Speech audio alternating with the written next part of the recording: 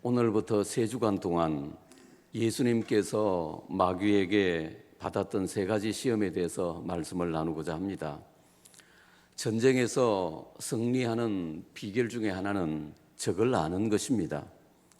우리가 아무리 잘 훈련하고 준비해도 만일 적을 잘 모른다면 이기기가 쉽지 않을 겁니다. 그래서 송자변법에도 지피지기면 백성백승이라고, 백전백승이라고, 적을 알고 나를 알면 100번 싸워서 다 이긴다고 했던 것입니다. 우리의 적은 원수 마귀입니다. 그래서 우리는 마귀를 잘 알아야 합니다. 마귀가 어떻게 우리를 시험하고 공격하는지 알아야 합니다. 그래야 마귀의 시험을 간파하고 준비하고 격퇴할 수 있는 거죠. 그런데 불행하게도 성도들이 마귀를 잘 모르는 것 같아요. 그래서 하나님의 자녀이면서도, 자녀의 권세를 가지고 있으면서도 자주 마귀의 시험에 걸려 넘어지고 시퍼렇게 두들겨 맞는 것입니다. 당신은 그렇지 않습니까? 그래서 오늘 우리는 마귀가 어떤 방식으로 주님을 시험하는지, 그리고 주님은 어떻게 이를 격퇴하시는지 보면서 여러 가지 마귀의 시험에서 필승할 수 있는 비법을 배워보고자 합니다.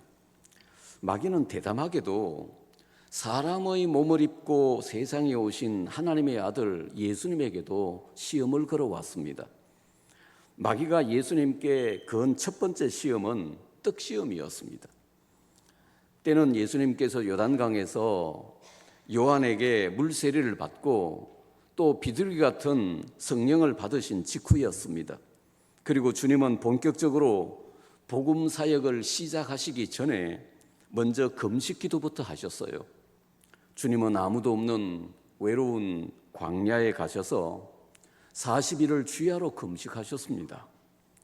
우리 중에도 금식해 보신 분들이 들어 계시겠지만 금식 이거 여간 힘들지 않습니다. 솔직히 저도 금식을 잘 못하는 편입니다. 예전에 억지로 그냥 하나님의 명령에 시달려서 금식 해본 적은 있지만 이게 전 배가 고픈 것은 고사하고도요, 며칠만 금식해도 속에서 부글부글 끓어오르고 노란물까지 올라와요. 그러니까 너무너무 힘들어요. 막 속이 뒤틀리고. 근데 예수님은 40일을 금식하셨어요. 그러니 우리와 똑같은 육체를 가지신 주님은 얼마나 시장하셨으며 얼마나 힘들었겠습니까? 이때 마귀가 등장하여 돌로 떡을 만들어 보라고 시험한 것입니다. 첫째로 가장 절박한 문제, 장기 금식을 하고 줄여 있는 사람이 제일 하고 싶은 것이 뭐겠습니까? 애인과 데이트를 즐기고 싶겠습니까? 재미있는 영화를 감상하고 싶겠습니까? 아니면 실컷 잠을 자고 싶겠습니까? 금식을 마친 사람은 세상에 아무리 좋은 것이 있어도 눈에 들어오지 않아요. 우선 먹을 것부터 찾을 겁니다. 40일을 금식하신 예수님도 다르지 않았습니다.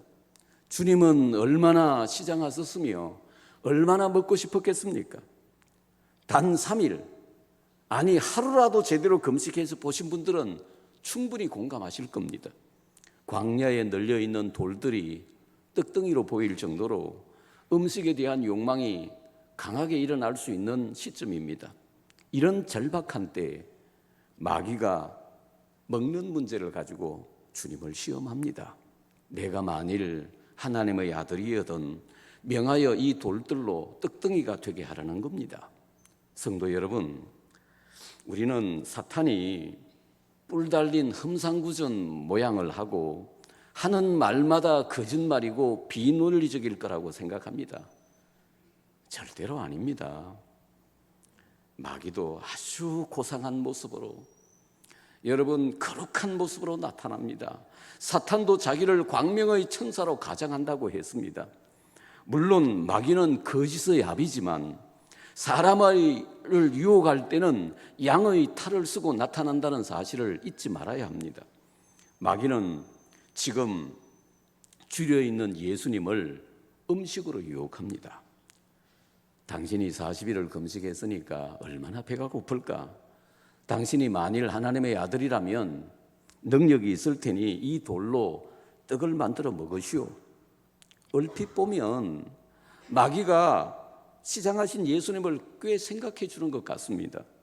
배고픈 사람에게 떡을 먹으라는 말보다 더 피부에 와닿는 현실적인 말이 어디 있습니까? 마귀의 말은 대단히 상식적이고 이론적으로도 하나도 틀린 게 없어요. 사랑하는 여러분, 이것은 오늘 우리를 유혹하고 시험하는 마귀도 마찬가지입니다. 마귀의 유혹은 아주 논리적이고 현실적이고 설득력 있게 들릴 겁니다. 그 예배당에는 1년 내내 가는 것 아니냐? 오늘은 모처럼 가족끼리 친척끼리 모이는 날인데 네 혼자만 빠지면 쓰겠느냐? 교회는 다음 주에 나가도 되는 거 아니냐?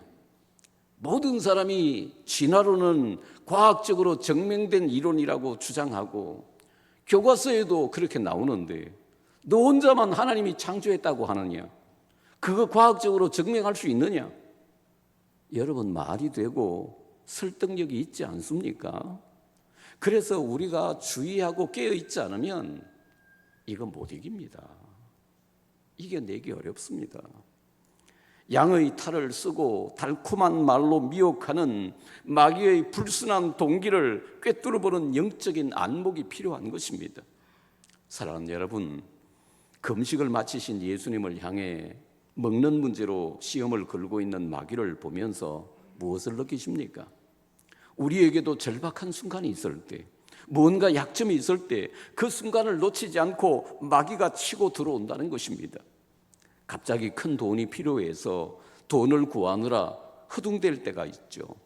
이때는 마귀가 돈을 가지고 시험할 수 있는 절호의 기회입니다. 학교에서 시험을 치고 있는데 문제가 어려워서 영 못 풀고 앉아 있습니다. 그런데 옆에는 공부 잘하는 학생이 열심히 문제를 풀고 있어요. 그렇다면 지금 이 학생은 컨닝하고 싶은 시험에 가장 가까이 와 있습니다. 복싱 경기에서 선수들이 눈두덩이가 찢어지는 경우가 종종 있습니다. 이때 상대 선수는 어떻게 합니까? 눈이 찢어져서 붉은 피를 낭자하게 흘리고 있는 사람이 불쌍해서 신사적으로 눈이 아닌 다른 곳만 주로 공격합니까? 아니죠. 냉정하게 찢어진 눈만 집요하게 공격하죠. 왜요? 약점을 봤기 때문이죠. 여러분, 마귀도 우리의 절박한 문제가 뭔지, 우리의 약점이 뭔지 잘 알고 있습니다. 그렇다면 그 문제를 조심하고 대처해야 합니다. 혹 당신이 좀 너무 성급하다거나 혈기를 잘 내는 약점이 있습니까? 아니면 이성 문제에 좀 허술한 면이 있습니까? 또는 돈 문제, 물질 문제에 약점이 있습니까? 지금 당신이 안고 있는 절박한 문제와 약점이 있다면 그것부터 준비하는 것이 좋을 겁니다. 그래서 우리의 가장 절박한 문제와 약점을 집중적으로 시험하고 공격하는 원수 마귀에 대해서 잘 준비하고 대처해 나가시기 바랍니다. 둘째로, 이 시험은 정체성을 의심하게 하는 시험입니다. 배고픈 사람에게 떡을 만들어 먹으라는 말은 얼핏 대단히 친절한 말처럼 들립니다. 그러나 이 마귀의 친절한 말의 배후에는 엄청난 음모와 계략이 숨어 있습니다. 마귀는 하나님의 아들인 예수님께 감히 이런 말을 합니다. 내가 만일 하나님의 아들이거든. 예수님은 분명히 하나님의 아들이신데 마귀는 네가 만일 하나님의 아들이라면 이 돌들이 떡덩이가 되게 하라고 합니다. 이 말은 내가 하나님의 아들이라고 믿는 모양인데 예수님을 향해서요, 네가 정말 하나님의 아들이라면 우선 배가 고프니 하나님의 아들의 능력으로 이 돌로 떡을 만들어 봐. 네가 돌로 떡을 못 만들면 하나님의 아들이 아닐지도 몰라라는 것입니다. 마귀는 지금 예수님의 마음에 하나님의 아들이라고 하는 자신의 정체성에 의심을 일으키려고 수작을 부리고 있습니다. 마귀는 우리에게도 먹장 구름 같은 의심을 심어주려고 늘 틈을 노리고 있습니다. 그래서 신자가 하나님에 대한 믿음과 자신이 하나님의 자녀라고 하는 정체성에 의심이 들기 시작하면 맥도 못 추고 그냥 넘어가는 것입니다. 마귀가 아담과 하와를 유혹할 때도 먼저 이 의심의 카드를 내밀었습니다. 아담과 하와는 하나님으로부터 에덴 동산의 모든 과일을 먹을 수 있지만 동산 중앙에 있는 선악을 알게 하는 나무의 실과는 먹지 말라고, 먹는 날에는 정령 죽으리라고 하는 경고를 받았습니다. 그런데 마귀는 하와에게 이 말씀을 의심하도록 바람을 넣었습니다. 하와야, 그 열매 따먹어도 안 죽어. 그걸 먹으면 눈이 밝아져서 하나님처럼 된단 말이야. 하와가 이 마귀의 말을 듣고 그래, 이건 먹는다고 죽기야 하겠어 하고 말씀을 의심하자 여지없이 무너집니다.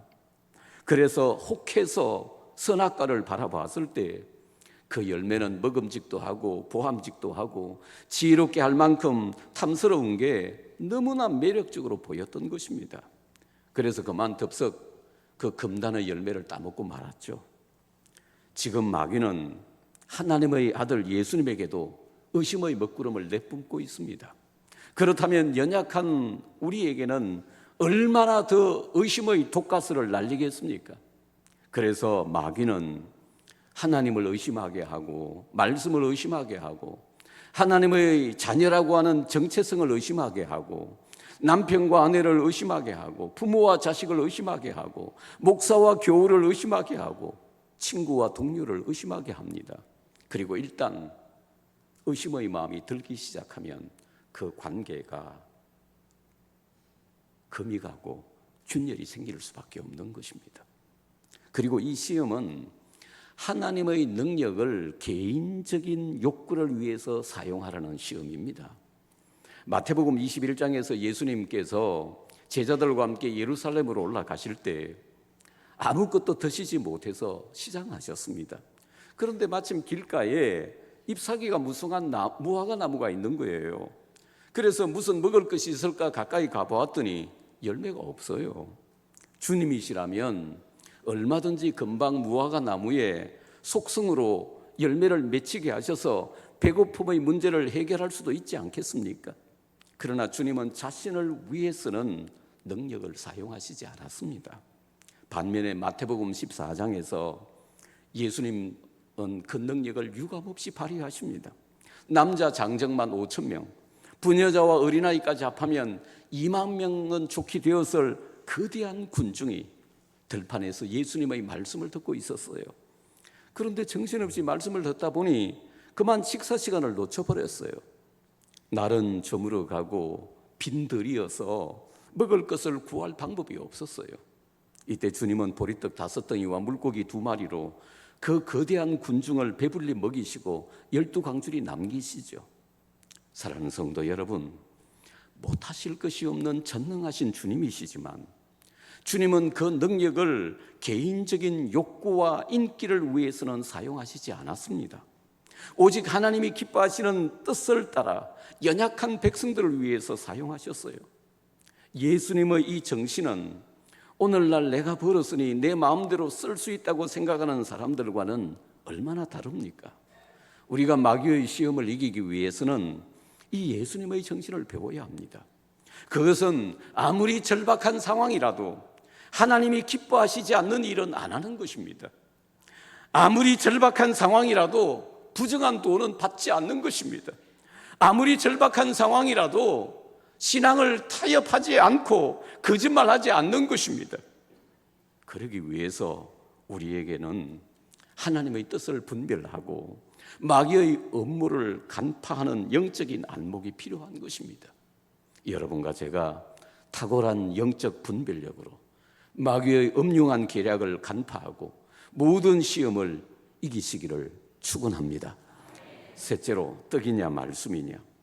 마귀가 시장하신 예수님께 돌로 떡을 만들라고 하는 시험은 꽤 친절한 말처럼 들립니다. 그러나 여러분, 이 말 속에는 무서운 거짓 사상이 숨어 있습니다. 그것은 떡이 중요하다는 사상입니다. 우선 배가 불러야 하나님도 있고 신앙도 있다는 것입니다. 바로 경제 제일주의, 황금 만능주의 사상입니다. 여러분, 이것은 정말 무서운 사상입니다. 특히 자본주의 경제 체제 아래 살고 있는 현대인들은 자기도 모르는 새 무서운 이 마귀의 사상에 물들어가고 있다는 것이 사실입니다. 사람들을 붙잡고 당신에게 제일 중요한 것이 뭐냐고 물어보십시오. 10중 8구는 돈이라고 대답하지 않겠습니까? 실례지만 여러분에게 제일 중요한 것은 무엇입니까? 하나님이죠. 그런데 진짜로요, 외식적으로 그냥 거룩한 척하고 말하지 말고 진짜로 속마음을 한번 말해보세요. 돈이라고 생각하는 사람 많을걸요.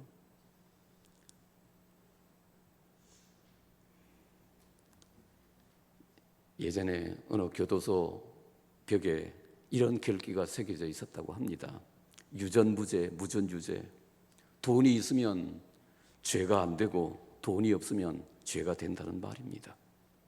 디모데후서 3장 2절에 말세에 사람들은 돈을 사랑한다고 했는데 지금 이 시대가 그렇지 않습니까? 사람들마다 돈 하며 돈이라면 신앙과 인격도 팔고 돈에 목숨을 걸고 설치고 있지 않습니까?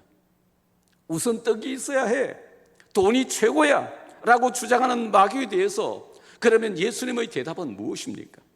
기록되었으되. 예수님은 항상 기록된 성경 말씀을 인용하여 대답하셨습니다. 기록된 말씀의 능력을 아시기 때문입니다. 당신도 마귀의 시험과 도전에 대해서 내 생각과 철학으로 나가지 말고 성령의 감동으로 기록된 말씀 가지고 나가보십시오. 말씀 앞에서 마귀는 혼비백산 도망치고야 말 겁니다. 예수님은 신명기 8장 3절 말씀을 인용해서 사람이 떡으로만 사는 것이 아니요 여호와 입에서 나오는 모든 말씀으로 살 것이니라고 하셨습니다. 이 말씀에서 주님은 떡을 완전히 무시하시지는 않았습니다. 떡은 사람이 살아가는데 없어서는 안 될 필수적인 것입니다. 그래서 기독교는 경제 문제를 도외시하지 않습니다. 열심히 일해서 부자가 되는 것을 반대하지 않습니다. 그래서 신앙생활 잘하는 성도들이 복을 받고 기독교가 부흥하는 나라마다 부강해진 것도 어느 정도 사실인 겁니다. 그것은 하나님을 경외하고 성경이 가르치는 원리대로 살았기 때문입니다. 그러나 떡이 필요하고 돈이 중요한 것이 사실이지만 사람이 떡으로만 사는 것은 아닙니다. 돈만 있으면 된다. 떡으로만 산다면 사람이 짐승과 다를 게 뭐겠습니까? 주님은 사람이 떡으로만 살 것이 아니요 하나님의 모든 말씀으로 살아야 한다고 하셨습니다.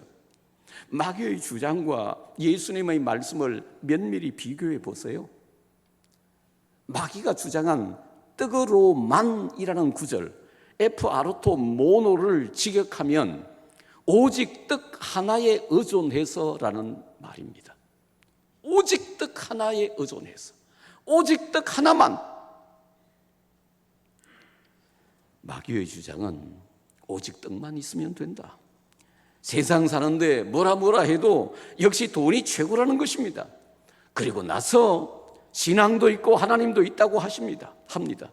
그러나 예수님은 물론 사람이 떡을 먹고 산다, 떡이 필요하다. 그러나 사람은 떡으로만 사는 것이 아니다. 사람은 하나님의 입으로 나오는 말씀으로 살아야 진정 사람이라고 할 수 있다고 하십니다. 그러나 오늘날 이 현대사회를 보세요. 마귀의 사상에 오염된 사람들은 돈 하며 오직 떡으로만 황금 만능주의를 외치고 있지 않습니까? 돈이 없으면 감옥 가야 하고 돈이 없으면 사람으로 대접받지 못하는 세상이라면 오직 떡으로만의 마귀의 사상에 물들어 있는 것 아닙니까? 사람이 떡으로만 산다면 짐승과 다를 게 뭐겠습니까? 사람은 사람답게 살아야 합니다. 우리가 사람답게 살기 위해서는 우리가 하나님을 경외하고 하나님의 말씀이 있어야 합니다. 그래서 인생의 쓴맛 단맛 다 경험한 솔로몬은 전도서의 마지막 부분에서 이렇게 말합니다. 일의 결국을 다 들었으니 하나님을 경외하고 그 명령을 지킬지어다. 이것이 모든 사람의 본분이니라. 당신은 솔직히 하나님과 떡 중에서 어느 쪽을 더 중시하며 살았습니까? 오직 떡입니까? 아니면 하나님입니까? 만일 자신도 모르게 황금 만능주의 사상에 물들어가고 있었다면 이 시간 성령님께서 우리를 깨우쳐 주시고 치료해 주시기 바랍니다. 그리고 빵이 전부가 아니라 하나님의 말씀으로 사는 여러분과 제가 되시기를 축원합니다. 사랑하는 성도 여러분, 예수님이 맞이하신 첫 시험은 물질 시험이었습니다. 그래서 예수 믿고 난 뒤 우리가 맞이하는 첫 관문도 대개 경제 시험일 가능성이 많습니다. 주님은 사람이 두 주인을 섬길 수가 없나니 하나님과 재물을 겸하여 섬길 수 없다고 하셨습니다. 재물이요, 얼마나 막강하고 힘이 센지 하면 하나님과 맞서고 비견될 정도로 강력하고 매력적인 존재입니다. 사람이 하나님이냐 재물이냐 둘 중에 하나를 선택해서 섬길 정도로 재물은 대단한 힘과 매력을 가지고 있는 것이 사실입니다. 당신은 지금 이런 마귀의 물질 시험을 이기고 있다고 생각하십니까? 아니면 솔직히 아직도 이 물질 시험을 극복하지 못하고 허덕이고 있지 않습니까? 사실인지는 모르지만 그 알렉산더 대왕이 죽을 때 아주 흥미로운 유언을 냈다고 합니다. 관 양쪽에 구멍을 뚫어서 그 구멍으로 죽은 왕의 양손을 내놓도록 유언했다는 겁니다. 아마 두 손을 쫙 편 모양이었을 겁니다. 알렉산더 대왕도 죽을 때에는 아무것도 가지고 가지 못한다, 빈손으로 갈 수밖에 없다는 것을 보여주기 위해 그렇게 유언했다는 것입니다. 사람이 세상에 태어날 때는 두 주먹을 불끈 쥐고 태어납니다. 그리고 한평생 내 욕심과 욕망에 따라 삽니다. 그러나 세상을 떠날 때는 누구나 두 손을 쫙 편 채 빈손으로 돌아갑니다. 어느 재벌 회장이 죽자 한 기자가 아들에게 물었습니다. 회장님이 재산을 얼마나 남겼습니까? 아들이 대답합니다. 다 남겼습니다. 단순한 얘기지만 실제로 우리는 다 남기고 갑니다. 아무것도 가지고 가지 못한다는 말입니다. 온 세상을 정복하고도 더 정복할 땅이 없어서 울었다던 알렉산더 대왕도 다 남기고 갔습니다. 재벌도 다 남기고 갔습니다. 사랑하는 여러분, 우리가 살아가는데 물질이 필요하죠. 그러나 사람이 떡으로만 사는 것은 아닙니다. 그런데 세상 사람들뿐만 아니라 적지 않은 신자들까지 돈에 대한 지나친 욕망 때문에 더 중요한 것을 잃고 있습니다. 돈의 위력에 눌려서 정작 자라야 할 우리의 신앙과 인격은 제대로 성장하지 못하고 있습니다. 감리교의 창시자 웨슬레 목사는 나는 주머니가 회개하지 않은 사람의 회개를 믿을 수 없다고 말한 적이 있습니다. 일리 있는 지적이라고 생각합니다. 우리는 돈에 대한 과도한 집착과 욕망을 내려놓고 하나님을 경외해야 합니다. 내가 소유한 물질도 내 것이 아니라 하나님이 맡겨주신 것이고 우리는 단지 돈과 물질의 관리자이며 청직일 뿐이라는 사실을 알아야 합니다. 그리고 우리가 땀 흘려 번 돈이라도 마땅히 하나님께 드려야 할 것을 구별하여 드리고 이웃을 위해 사용할 줄 알아야 합니다. 그래야 오직 떡으로만 사는 사람이 아니라 하나님의 말씀으로 사는 사람이 되는 것입니다. 주님은 마태복음 6장에서 먼저 그의 나라와 그의 의를 구하라는 말씀을 하셨습니다. 이 말씀이 사실 근본이고 핵심입니다.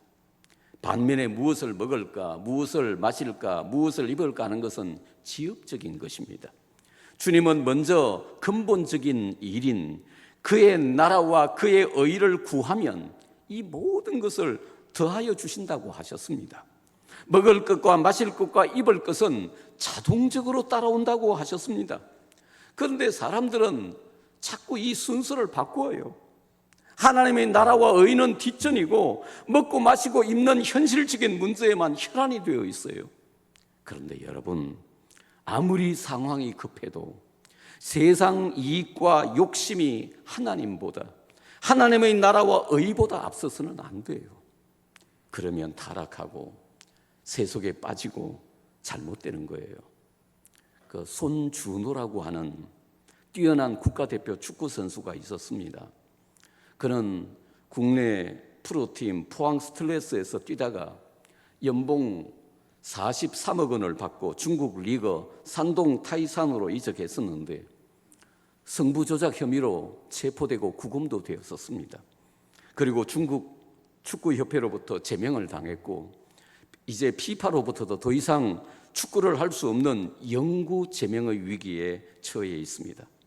그가 해명을 한다고 기자회견을 했지만 끝내 돈 받은 사실 3,700만 원의 돈을 받았대요.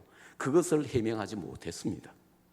1년 연봉이 수십억 원이 넘는 국가대표 선수가 돈에 대한 과도한 욕심 때문에 그동안 쌓은 모든 실력과 업적과 명예를 한순간에 무너뜨린 것입니다. 여호수아 때에 여리고의 재물을 훔친 아간은 그가 훔친 은과 함께 그의 가족과 더불어 아골 골짜기에서 돌에 맞아 장사되었습니다. 아나니아와 삽비라는 땅을 팔아서 하나님께 바치려고 할 때 얼마를 감추었다가 베드로의 책망을 받고 그 자리에서 적사했습니다. 그리고 주님 제자 가룟 유다는 돈에 대한 욕망에 사로잡혀 스승 예수님까지 팔아넘기는 폐영무도한 짓을 저질렀습니다. 반면에 다윗을 보세요. 다윗의 마지막 일생의 소원은 사실 성전 건축이었습니다. 정말 하나님의 성전을 세워보고 싶었습니다. 기도했더니 하나님이 안 된다고 하십니다. 너는 피를 너무 많이 흘려서 안 된다는 거예요. 자기는 성전 건축하지 못하지만 이제 자기 아들 솔로몬이 성전을 건축해야 하기에 엄청난 재물, 솔로몬 성전을 건축하는 데 있어서 거의 대부분의 재물을 다윗이 헌금했습니다. 그 엄청난 재물을 드리면서 이렇게 고백합니다. 모든 것이 주께로 말미암아 싸우니 우리가 주의 손에 받은 것으로 드렸을 뿐이니이다. 돈에 대한 과도한 집착과 욕망은 사람을 추악하고 비참하게 만들고 돈의 노예가 되게 하고 결국 파멸에 빠지게 합니다. 이건 예외 없이 다 그렇습니다, 여러분. 반면에 다윗같이 주님 주신 돈을 아름답고 바람직하게 쓰는 사람은 그렇게 멋질 수가 없어요. 이 사람이 떡으로만 사는 사람이 아니라 하나님의 입에서 나오는 말씀으로 사는 사람인 것입니다. 사랑하는 성도 여러분, 당신은 어떻게 지금까지 살아왔습니까? 그리고 어떻게 살고 있습니까? 물질에 대한 욕망과 시험을 이기고 하나님의 입에서 나오는 말씀으로 살고 있습니까? 아니면 아직도 물질에 대한 집착과 욕망에서 벗어나지 못하고 허우적거리고 있습니까? 내가 땀 흘려 번 돈이라도 내 것이 아니라 하나님의 것인 줄 알고 마땅히 하나님께 드려야 할 것을 드리고 이웃을 위해 기쁘게 사용할 줄 알아야 합니다. 그때 우리는 황금 만능주의 사상이 팽배한 이 세상에서도 떡으로만 사는 사람이 아니라 하나님의 입에서 나오는 말씀으로 사는 진짜 사람이 되는 것입니다. 40일을 금식하고서도 그 배가 고픈 절박한 상황에서 먼저 떡이 아니라 하나님의 말씀이라고 외치시는 주님을 보세요. 하나님의 아들이란 정체성을 흔들고 하나님의 능력을 사용해서 배를 채우라고 하는 마귀의 간교한 시험을 말씀으로 이기시는 예수님을 보세요. 그리고 사람이 떡으로만 살 것이 아니요 하나님의 입으로 나오는 모든 말씀으로 살아야 한다는 예수님의 말씀을 마음 깊이 생각해 보세요.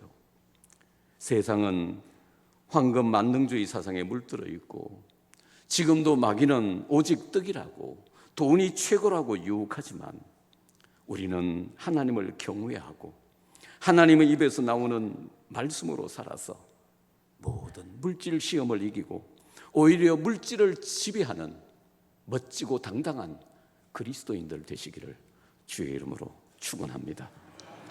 기도하시겠습니다.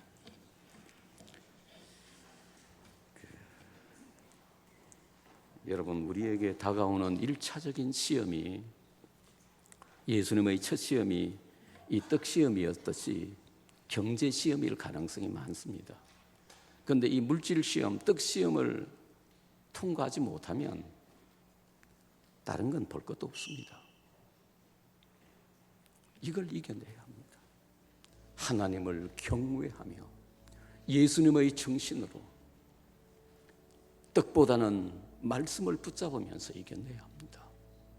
하나님께 드릴 것을 드리고 이웃을 위해 사용할 수 있는 마음으로 이겨내야 합니다. 그런데 우리 자신을 보지만 정말 많은 사람들이 이 물질 시험에 휘말려서 정신을 못 차리고 첫 관문을 통과하지 못하니까 둘째, 셋째는 볼 것도 없는 거예요. 그러고 있지 않습니까? 우리가 하나님을 믿는다고 하지만 과연 우리는 이 떡 시험을 완전히 극복했다고 하나님 앞에 말할 수 있습니까? 오늘 우리 주신 말씀 붙잡고 기도하십시다. 떡 시험에 휘말리면 사람이 비참해지고 추악해져요. 돈의 노예가 되고 파멸에 빠집니다. 그러나 하나님을 경외하고 말씀을 붙잡고 사는 사람, 먼저 떡이 아니라 먼저 하나님이라고 말하는 사람은 그렇게 당당하고 멋질 수가 없습니다. 오늘 주신 말씀 붙잡고 우리 한번 기도하십시다. 혹시 물질 시험 이길 수 있게 해달라고, 하나님을 경외하게 해달라고 우리 합심해서 기도하며 나가겠습니다. 우리 하나님이여, 주신 말씀을 믿음으로 받습니다. 하나님, 우리도 이런 물질 시험에, 떡 시험에 걸려서 참 많이 넘어지기도 했습니다. 하나님, 우리를 용서해 주시옵소서. 사람이 떡으로만 사는 것이 아니고 하나님의 입으로 나오는 말씀으로 산다는 주님의 말씀을 명심하게 하옵소서.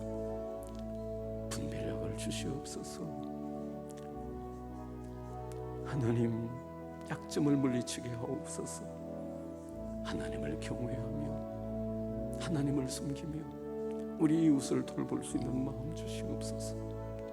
돈의 노예가 되어서 정신을 못 차리고 비참해지지 않게 하시고 불주의 주님 당당한 그리스도. 사랑하는 주님, 40일을 금식하고 줄이신 예수님에게 떡 문제로 시험하는 마귀의 시험을 보았습니다. 그리고 예수님께서 어떻게 이 마귀의 시험을 물리치는지도 보았습니다.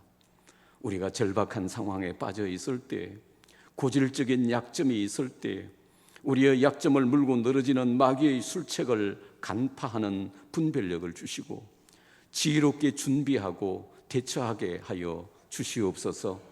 우리가 떡으로만 사는 짐승 같은 사람이 아니라 그리스도인답게 하나님의 입으로 나오는 모든 말씀으로 살게 하여 주시옵소서. 그리고 마땅히 하나님께 구별하여 드릴 것을 드리게 하시고 우리의 이웃을 돌아보는 선한 마음 주셔서 아직도 우리 속에서 꿈틀거리는 탐욕과 물질의 시험을 이기게 하여 주시옵소서. 그리하여 하나님 믿는 우리가 마귀의 유혹에 빠져서 돈의 노예가 되고 비참하고 추악해지지 않게 하시고 오직 하나님을 경외하고 하나님의 입에서 나오는 말씀으로 살아서 모든 물질 시험, 경제 시험을 이기고 오히려 물질을 다스리고 물질에 초연한 당당하고 멋진 그리스도인들 되게 하여 주시옵소서. 예수님 이름으로 기도하옵나이다. 아멘.